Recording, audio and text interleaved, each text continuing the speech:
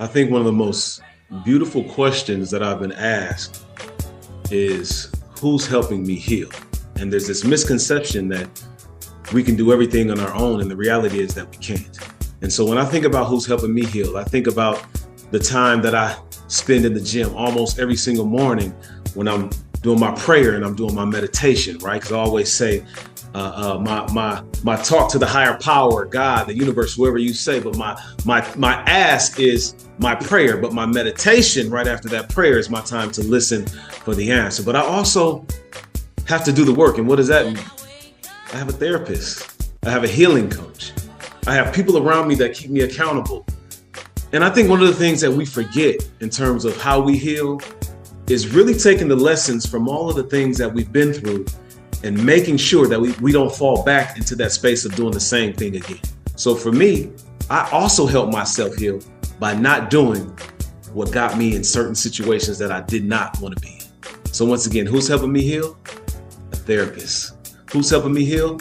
My healing coach. Who's helping me heal? My experiences. Who's helping me heal? My every single morning routine where I do my prayer and my meditation. So once again, who's helping me heal? All of the above. But don't forget, you're helping yourself heal when you do the work. Take care.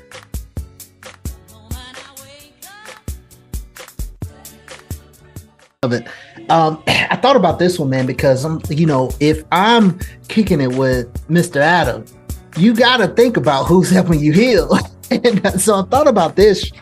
And before you sent me the questions, I was like that. I think the first time when we talked and you told me that when we first got on a Zoom, to connect, I was like, oh, that's so beautiful.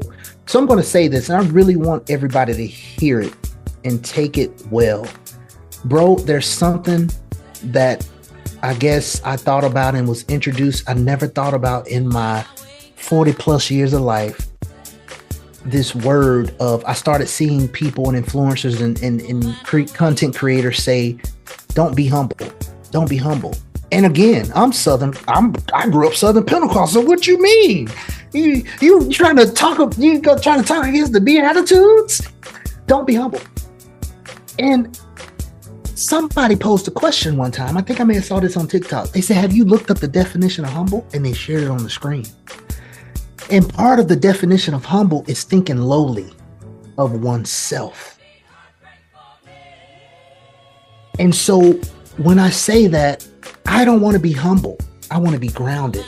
And so the first way I'm going to answer that who's helping me heal is me, because I have the ultimate ability to respond to the situations and circumstances that happen in my life. So that's number one. I'm helping me heal because it's an active thing. To heal, you got to be willing.